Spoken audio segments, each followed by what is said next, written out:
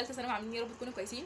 النهارده هنتكلم عن المراجعات النهائيه وازاي تستغل المراجعات النهائيه صح لو انت لسه ما بداتش اصلا، او سواء انت مذاكر وجامد كل حاجه. فانا النهارده هتكلم عن حاجتين: الشخص اللي مذاكر كويس قوي ازاي يستغل المراجعه النهائيه، والشخص اللي لسه ما بداش ازاي يستغل المراجعه النهائيه. وهل المراجعه النهائيه كافيه للشخص اللي ما بداش خالص سواء في اي ماده؟ تمام، ما بتكلمش عن ماده معينه، اي ماده ما بداش خالص اصلا. هل المراجعه النهائيه كافيه؟ هتكلم في الفيديو ده ان شاء الله على كل حاجه عن تجربتي. انا عايزه اقول لكم بجد فتره المراجعه النهائيه انا بسميها فتره الكنز، فتره الانقاذ، اي حاجه كويسه للطالب هقول لكم فتره المراجعه النهائيه دي. لو انت استغلت فتره المراجعه النهائيه صح انت باذن الله مستواك هيتحسن 180 درجه. لان بجد انا شايفه ان المجهود اللي بيتبذل في المراجعات النهائيه بيكون اكتر بكتير جدا من المجهود اللي المدرسين بيبذلوه في اول السنه. طبعا انا اتكلمت ان انا خدت مراجعه نهائيه مع مستر فاروق، بجد اقسم بالله والله العظيم يا جماعه معلن قسما بالله انا كنت فعلا واخداها، حتى وريتكم الكتب بتاعتها. المراجعه كانت كافيه جدا جدا جدا معايا، والله العظيم لميت منها المنهج كله. بالنسبه للفيزياء مستر محمود مجدي برده المراجعه بتاعته كويسه جدا. مستر محمود مجدي او مستر حسن ماهر او مستر محمد عبد المعبود، المراجعات النهائيه موجوده على اليوتيوب مجاني. انا كل اللي انا هشرح لكم ده مجاني على اليوتيوب، مش بقول لك اشترك منصات، هقول لك على اليوتيوب افتح يوتيوب هتلاقي المراجعات دي موجوده. طب دلوقتي هتلاقي مراجعه مستر رضا فاروق مش موجوده، ليالي الامتحان يا جماعه بتاعت 2024 هو ده المنهج. اقسم بالله يا جماعه في كميه تفاصيل، المنهج كله مشروح تاني. فانتوا لو ما بداتوش ومش لاقيين مراجعات، ليالي الامتحان بتاعت 2024 وجزء اللايفات، اوعوا تنسوا جزء اللايفات ده لان اصلا ده اللي فيه كل حاجه. جزء اللايفات وجزء المراجعات النهائيه بتاعت 2024 في المنهج تاني. انت لو خدت لي كل فرع كده في يوم هتخلص اصلا. فما تكبروش الدنيا في العربي يتلم. انا مشكلتي في الفيزياء مش مشكلتي في العربي، اصلا العربي يتلم كل ما تتلم الا الفيزياء. مستر محمد عبد المعبود بجد القناه بتاعته مليانه فيديوز كتير قوي، يعني بجد والله العظيم ربنا يجعل العلم ده ينتفع بيه. كميه فيديوهات كتير، كل سنه بيعمل فيديو جديد، كل سنه. هات لك اي فيديو مراجعه الفصل الاول بيبقى شرح حرفيا في 7 ساعات. هل السبع ساعات مش كافيين؟ هم اللي الفصل الاول هو اصلا كله على بعضه، الاول بيساوي فيه على ار والتوصيل على التوالي التوازي وقانون كيرشف، هو ده الفصل الاول كله. لا كافيين. بالنسبه للاحياء مستر محمد ايمن يا جماعه، عشان مش عارفه دكتور احمد الجواري منزل بلاي ليست كامله ولا لا.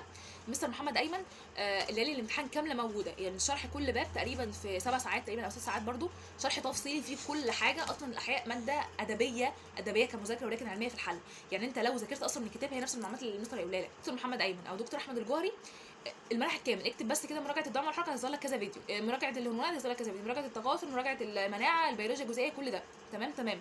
فبجد الفيديوهات دي كافيه جدا. نتكلم برده عن الانجليش. الانجليش بصراحه انا مش متذكره انا ليه سمعتها، كنت بسمع باليونت. تمام.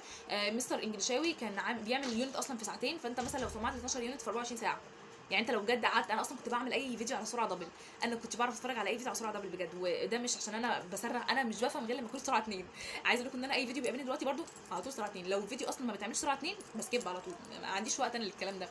فانا كنت بعمل مثلا اليونت على سرعه 2، مثلا اليونت بتاخد معايا ساعه. والانجليش نفس الكلام اللي بيتقال في الشرح التفصيلي هو اللي بيتقال في المراجعات، هو اللي بيتقال في ليله الامتحان، هو نفس القواعد ما بتتغيرش من اولى ابتدائي. انت الماضي البسيط اللي انت واخده من اولى ابتدائي هل اتغير عن الماضي البسيط اللي بتاخده من ثالثه ثانوي؟ هو بالظبط. فالجرامر يتلم. انا مشكلتي في الكلمات لازم تقسمها الفتره دي، سواء انت هتذاكر انجلش اليوم ده ولا لا. كل يوم تاخد 50 كلمه، بالنسبه للكيمستري طبعا انا ما برشحش غير الاثنين، مستر محمد عبد الجواد، مستر خالد صار، الاثنين المراجعات النهائيه بتاعتهم موجوده. مستر خالد صار بجد عامل بلاي ليست عظمه فيها كل باب تقريبا في كام ساعه، في 4 ساعات تقريبا، وكمان عامل بقى ليله الامتحان عامل المنهج كله في 10 ساعات. ومستر بس ال 10 ساعات بتوع مستر خالد صار كان عامل 10 ساعات حل على المنهج، لكن مستر محمد عبد الجواد كان عامل مراجعه المنهج كله في 10 ساعات شرح. انت تقدر تلم المنهج في 20 ساعه، 10 ساعات شرح و10 ساعات حل اهو. فالكيمياء هتتلم بسرعه جدا، وطبعا لازم تحل مع نفسك. فان انت تلم، لو احنا كده فكرنا بالمنطق انا رصيت لك ايه الفيديوهات اللي موجوده وعدد ساعاتها الدنيا تتلم ايه. الموضوع كله متوقف عليك. فهل المراجعات النهائيه كافيه؟ كافيه جدا جدا جدا. طب انا دلوقتي سمعت خلصت الشرح وخلصت الدنيا وظبطت دنيتي في الشرح، اهم حاجه في المراجعات النهائيه وهي اصلا مراجعات نهائيه ليه كتير علشان تعرف نقط ضعفك ايه في الماده. تمام. طب احل من كتابي، انا نزلت فيديو كنت مراجعه نهائيه استخدمتها بجد. عايزه اقول لكم برده تريكيه كنت بعملها لما كنت باجي اراجع مثلا الباب، كنتش بحل الباب كله، كنت بسيب كده فيه كام سؤال علشان لما اجي احل الباب اللي بعده احل كام سؤال بعيني. انا براجع دلوقتي المراجعه النهائيه، انا ما بقعدش مثلا اجيب الكشكول مثلا ده كشكول الكيمياء اقعد اجيب كذا كذا كذا، لا خلاص انا سبت الشرح ده مش هرجع له تاني، انا عايزه احل بقى في المراجعات النهائيه. بجيب الكتاب، اجيب الكتاب كده وافتح كده احل سؤال بعيني مثلا ايه على الدرس اللي انا كنت مذاكراه، اشوف نفسي عارفاه ولا لا. طب لقيت نفسي مش عارفاه، لا ارجع اراجع الدرس بقى من الشرح بتاعه. تمام. طبعا الموضوع ده على كله ما عدا الفيزياء لازم تحل السؤال بالورقه والقلم. تمام. يبقى بجد المراجعه النهائيه كافيه. كافيه. ليالي الامتحان كافيه، ده ليالي الامتحان كافيه لوحدها. انت متخيل بجد ليالي الامتحان اللي هي اصلا بجد انت لما توصل ليالي الامتحان بجد انا نفسي بجد تقولي بعد ليالي الامتحان تكتبوا لي في الكومنت في الفيديو ده يا سلمى بجد كان عندك حق. عارفه ان في ناس من كتر ما هي متوتره ما بتصدقش اي حد يقول لها انت هتلحق، بجد هي اصلا خلاص حاطه في دماغها لا انا مش هلحق، لا انا يا عم المدرس الفلاني شفت لسه المدرس قال اللي يبدا دلوقتي يا دوب نداله ننجح. انا بجد شفت مستر محمود مجدي وعايزه اقول لكم ان انا صورت فيديو على الموضوع ده، بس انا يعني لقيت الموضوع مش مستحق ان انا اطلع اصلا ارد واتكلم. الموضوع متوقف عليك انت. هو انت اي حد يطلع يقول لك كلمتين انت مش هتلحق ولا هتلحق هتتاثر بيه؟ لا، احنا عايزين نجمد الفتره دي ونتوكل على ربنا. طول ما انت متوكل على ربنا مش هتتاثر باي كلمه. تمام. فكنت عايزه اتكلم عن المراجعه النهائيه، واتمنى اكون في التكو لو حتى ب1%. بس كده، ما تنسوش تصلوا على النبي، كومنتوا لاخواتنا. تمام.